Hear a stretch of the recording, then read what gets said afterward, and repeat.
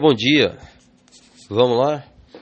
Filipenses, no capítulo 1, no verso 28, diz assim: E que em nada estáis intimidados pelos adversários, pois o que é para eles prova evidente de perdição, é para vós outros de salvação, e isto da parte de Deus. O apóstolo Paulo está contando, está falando para a igreja de Filipos, para os filipenses,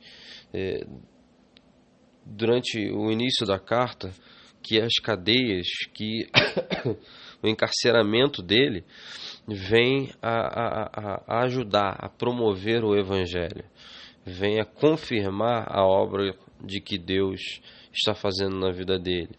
Ele chega a falar no versículo 21, porquanto para mim o viver é Cristo e o morrer é lucro.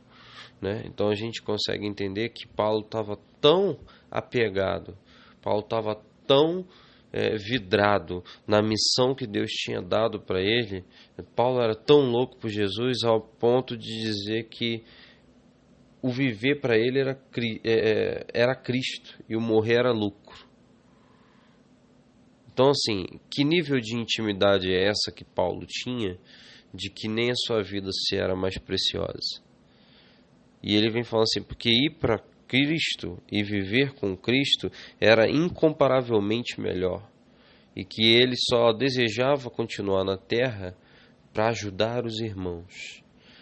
Esse deve ser o nosso sentimento, um sentimento de um pensamento de eternidade. Paulo vivia com a sua mente não nas nuvens, né, como nós estamos acostumados a dizer, mas ele vivia com a sua cabeça no céu, na vida eterna. Ele já tinha o seu passaporte para a eternidade carimbado pela fé em Cristo Jesus e fazia com que isso fosse algo muito importante na sua vida diária. A certeza da salvação de Paulo era tão forte de que a sua mente, as suas palavras, os pensamentos refletiam nos seus atos, refletiam nos seus hábitos e refletiam nos seus relacionamentos de fato e de uma forma que a eternidade já tinha começado para Paulo. Na sua cabeça, Paulo já era participante da eternidade com Cristo, e o que ele estava fazendo ali, ainda naquela terra, era somente para ajudar os irmãos. Que nível de intimidade tão lindo é esse? Que nível de fé é esse que nós temos que alcançar? E olha o que é interessante que Paulo diz, e que as tribulações que Paulo passava, as dificuldades que Paulo passava, ele diz assim, olha, para uns pode ser prova evidente de perdição. É comum a gente ver isso. As pessoas às vezes veem a nossa vida, veem as adversidades que nós passamos, veem os momentos ruins, e para essas pessoas às vezes é certo falar que nós estamos perdidos. As pessoas falam assim, não, tá vendo porque está acontecendo isso na vida dele? Isso aí é sinal da ausência de Deus. E Paulo vem dizer justamente ao contrário, que o que para eles é prova de perdição, para nós é prova de salvação. Então, os indícios que para alguns podem dizer que Deus não está conosco, na verdade quer dizer que Deus conosco está. Quer dizer que a provisão de Deus ainda está conosco, ainda no dia da adversidade.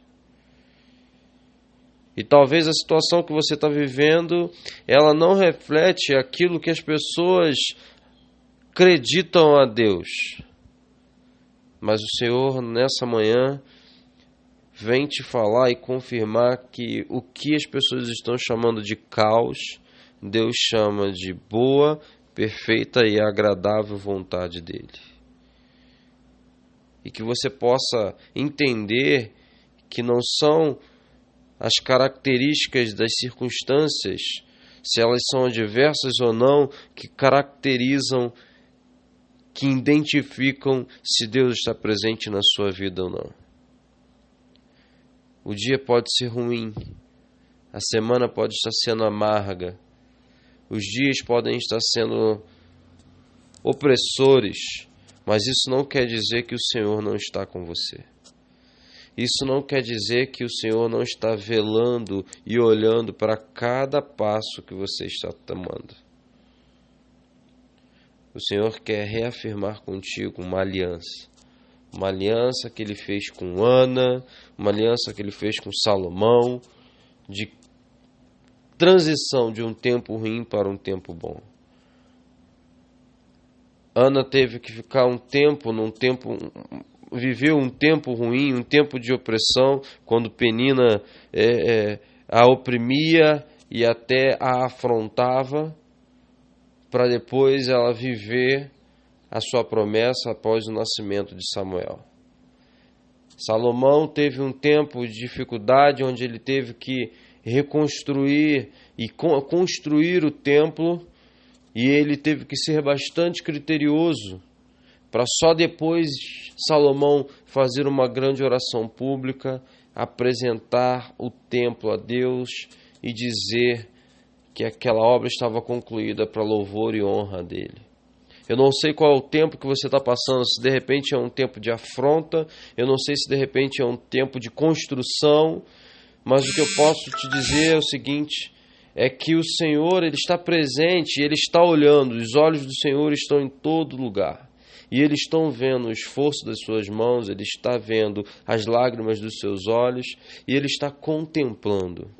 Não ache que porque não há uma movimentação externa, um indício de movimentação mirabolante de Deus, que o Senhor não está velando e não está participando da sua história. O Senhor é participante da sua vida. E se você ainda não sente essa presença participante e efetiva do Senhor, eu quero te convidar a, nesse dia, buscar a face dEle. Se achegar a Ele em oração e pedir para que Ele venha te socorrer, para que Ele venha mostrar a sua face de amor no seu dia. Que o Senhor te abençoe firme nos seus propósitos e que você possa sentir a presença de Deus hoje. Tenha fé, porque aquilo que o mundo chama de caos, o Senhor chama de boa, perfeita e agradável vontade dEle. O meu nome é Diego Ramos. O desejo para você é que você seja santo todo dia.